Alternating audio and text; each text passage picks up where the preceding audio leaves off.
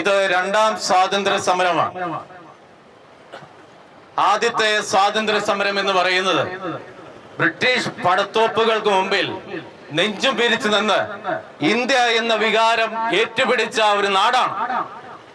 ഇപ്പോൾ ജീവിക്കാൻ വേണ്ടി നമ്മൾ സമരം ചെയ്യും.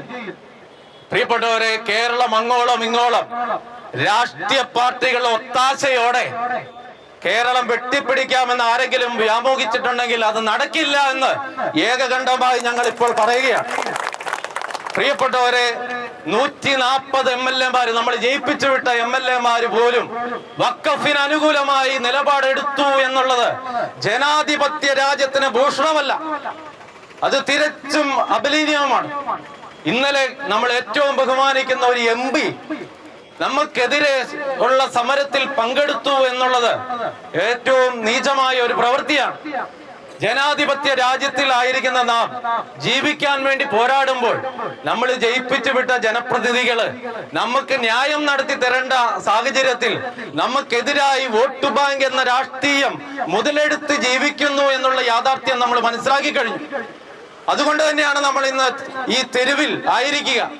ജീവിക്കണം എന്നുള്ള ആവേശത്തോടെ നമ്മുടെ പൂർവികർ നേടിയെടുത്ത സമ്പത്ത് ഒരു അവകാശവാദം ഉന്നയിച്ച് കൊടുക്കുന്നവർക്ക് ഒരിക്കലും കൊടുക്കുകയില്ല എന്നുള്ള ആവേശത്തോടെയാണ് നമ്മളായിരിക്കുക. അതുകൊണ്ട് പ്രിയപ്പെട്ടവരെ, ഇത് ജീവിക്കാൻ വേണ്ടിയുള്ള പോരാട്ടമാണ്.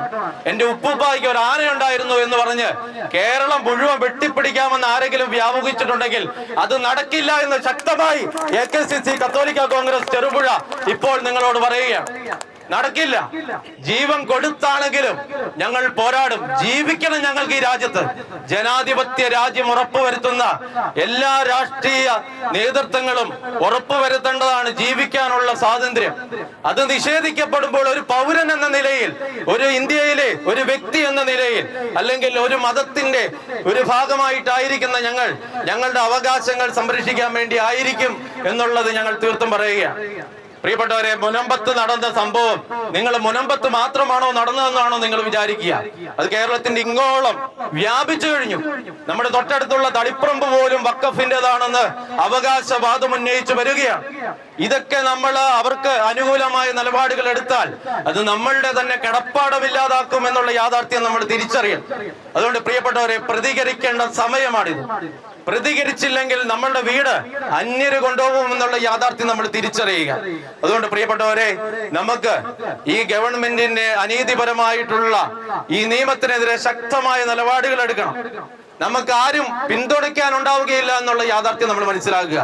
മുനമ്പത്ത് ഐക്യദാർഢ്യവുമായിട്ട് ഏതെങ്കിലും കേരളത്തിലെ ഒരു മന്ത്രി കടന്നു ചെന്നിട്ടുണ്ടോ എന്നുള്ള യാഥാർത്ഥ്യം നിങ്ങൾ തിരിച്ചറിയുക. ആരും കടന്നു ചെന്നിട്ടില്ല. രാഷ്ട്രീയത്തിലായിരിക്കുന്നവര് പോലും ഒത്തുതീർപ്പ് ചർച്ചകൾക്കാണ്, ശാശ്വതമായ പരിഹാരത്തിന് ഇതുവരെ അവര് ഒരു പരിഹാരം കാണാനായിട്ട് ആവശ്യപ്പെട്ടിട്ടില്ല. മുഖ്യമന്ത്രി പോലും മൗനം അവലംബിക്കുകയാണ്.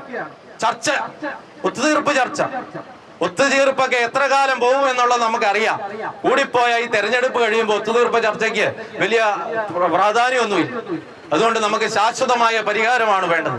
അതുകൊണ്ട് നമ്മളുടെ കേന്ദ്രം 2024 ഭേദഗതി ബില്ല് കൊണ്ടുവരുമ്പോൾ അതിനെ പിന്തുണച്ച് അതിലെ ഓരോ കാര്യങ്ങളും നമ്മൾ അംഗീകരിക്കേണ്ടതായിട്ടുണ്ട്. പ്രത്യേകിച്ച് അതിൻ്റെ അകത്ത് അവകാശവാദം ഉന്നയിച്ചു കഴിഞ്ഞാൽ സ്ഥലം അവരുടേതാണെന്നാണ് വാദം. അതിൻ്റെ അകത്ത് വെർബൽ ഫോം ആയിട്ടുള്ള കാര്യങ്ങളൊക്കെ നടപ്പിലാക്കാനായിട്ട് മുതിരുന്ന ഒരു സർക്കാരിനെതിരെ ശക്തമായ നിലപാടുകൾ എടുത്ത് നമ്മൾ മുന്നോട്ട് പോകണം.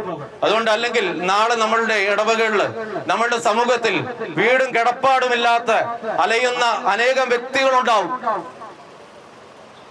അതുകൊണ്ട് പ്രിയപ്പെട്ടവരെ, നമ്മളുടെ അഭിമന്യ പിതാവ് പറയുന്ന പോലെ ഉമ്മാക്കി കാട്ടി ഞങ്ങളെ പേടിപ്പിക്കാമെന്ന് വിചാരിച്ചു കഴിഞ്ഞാൽ ആ വ്യാപകമൊന്നും നടക്കുകയില്ല. അതുകൊണ്ട് ശക്തമായ നിലപാടുകൾ സ്വീകരിച്ചുകൊണ്ട് നമ്മൾ മുന്നോട്ട് പോകും. ജയ് കത്തോലിക്ക കോൺഗ്രസ്.